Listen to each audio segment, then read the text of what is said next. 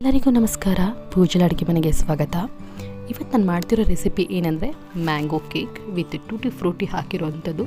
ಅದನ್ನು ಹೇಗೆ ಮಾಡೋದು ಏನು ಎತ್ತ ಅಂತ ನೋಡ್ಕೊಂಬರೋಣ. ಮೊದಲೇ ಒಂದು ಪಾತ್ರೆಗೆ ಅರ್ಧ ಕಪ್ ಆಗುವಷ್ಟು 3 ಕಪ್ ಹಾಲು ತೊಗೊಂಡಿದ್ದೀನಿ. ಉಗುರು ಬೆಚ್ಚಗಿರೋ ಹಾಲಿಗೆ ನಾನು 1 ಸ್ಪೂನ್ ಆಗುವಷ್ಟು ವಿನೆಗರ್ನ ಹಾಕ್ಕೊಂಡು ನೀಟಾಗಿ ಮಿಕ್ಸ್ ಮಾಡ್ಕೋಬೇಕು. ಅದರೊಟ್ಟಿಗೆ ನೀಟಾಗಿ ಮಿಕ್ಸ್ ಆಗೋ ಥರ ಇದನ್ನು 10 ನಿಮಿಷ ಸೈಡಿಗೆ ಇಟ್ಬಿಟ್ಟೆ.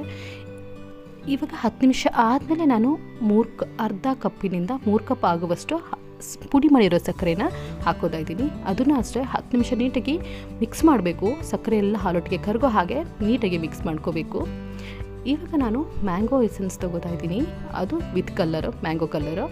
ಅದನ್ನು ಅರ್ಧ ಸ್ಪೂನ್ ಹಾಕ್ಕೊಂಡೆ. 1/4 ಸ್ಪೂನಿನಿಂದ ಆಗುವಷ್ಟು ವೆನಿಲಾ ಎಸೆನ್ಸ್ ಹಾಕ್ಕೊಂಡು ನೀಟಾಗಿ ಮಿಕ್ಸ್ ಮಾಡ್ಕೋತಾ ಇದ್ದೀನಿ. ಇವಾಗ 1/4 ಸ್ಪೂನಿನ ಆಗುವಷ್ಟು ರಿಫೈನ್ಡ್ ಆಯಿಲ್, ಯಾವುದೇ ಫ್ಲೇವರ್ ಇಲ್ದಿರೋ ಆಯಿಲ್ನ ಹಾಕ್ಕೊಂಡು ನೀಟಾಗಿ ಮಿಕ್ಸ್ ಮಾಡ್ಕೋತಾ ಇದ್ದೀನಿ. ಮಿಕ್ಸಿಂಗ್ ಅಷ್ಟೇ ಇಂಪಾರ್ಟೆಂಟ್ ಅಂತ ಹೇಳ್ತಾ ಇದ್ದೀನಿ. ಇವಾಗ 3 ಕಪ್ ಆಗುವಷ್ಟು ಮೈದಾ ತೊಗೊಂಡಿದ್ದೀನಿ. ಕೊನೆ ಕಪ್ಪಲ್ಲಿ 2 ಸ್ಪೂನ್ ಆಗುವಷ್ಟು ಮೈದಾನ ನಾನು ಕಡಿಮೆ ತೊಗೊಂಡಿದ್ದೀನಿ. ಇವಾಗ 2 ಸ್ಪೂನ್ ಆಗುವಷ್ಟು ಅಂದರೆ 1/4 ಸ್ಪೂನಿಂದ 2 ಸ್ಪೂನ್ ಆಗುವಷ್ಟು ಬೇಕಿಂಗ್ ಸೋಡಾ.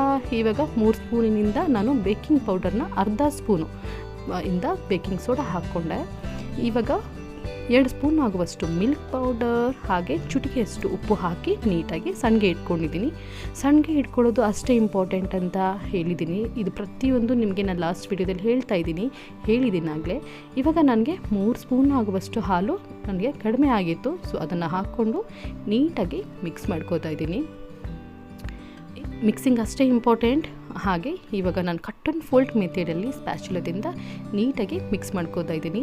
ನಾನು ಕೇಕ್ ಟಿನ್ನನ್ನು ಮುಂಚೆನೇ ರೆಡಿ ಮಾಡ್ಕೊಂಡಿದ್ದೆ ಎಣ್ಣೆ ಹಚ್ಕೊಂಡು. ಇವಾಗ ಅದಕ್ಕೆ ಟೂಟಿ ಫ್ರೂಟಿ ಹಾಗೆ ಕಟ್ ಮಾಡಿರೋ ಗೋಡಂಬಿನ ಹಾಕ್ಕೊಂಡು ನಾನು ನೀಟಾಗಿ ರೆಡಿ ಮಾಡಿರೋಂಥ ಹಿಟ್ಟನ್ನು ಅದಕ್ಕೆ ತೊಗೊಂಡು ಹಾಕೋತಾ ಇದ್ದೀನಿ. ನಾನು ಅವನ್ನ ಫ್ರೀಟಿಗೆ ಮುಂಚೆನೇ ಇಟ್ಟಿದ್ದೆ.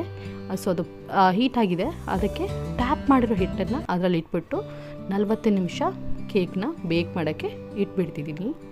ಇವಾಗ ಕೇಕ್ ಆಗಿದೆ, ಚೆಕ್ ಮಾಡ್ಬೋದು. ತುಂಬ ಚೆನ್ನಾಗಿ ಬಂದಿದೆ. ಈ ಕೇಕ್ನ ಇಷ್ಟೇ ಚೆನ್ನಾಗಿ ಬರಬೇಕು ಅಂತಂದರೆ ಮೆಜರ್ಮೆಂಟ್ ಅಷ್ಟೇ ತುಂಬ ಇಂಪಾರ್ಟೆಂಟು. ನಾನು ಲಾಸ್ಟೇ ಹೇಳ್ತೀನಿ, ನಮ್ಮನೇಲಿ ನಾವು ಎಗ್ ಹಾಕಲ್ಲ, ವಿತೌಟ್ ಎಗ್ ಮಾಡಿರೋಂಥ ಕೇಕ್ ಇದು.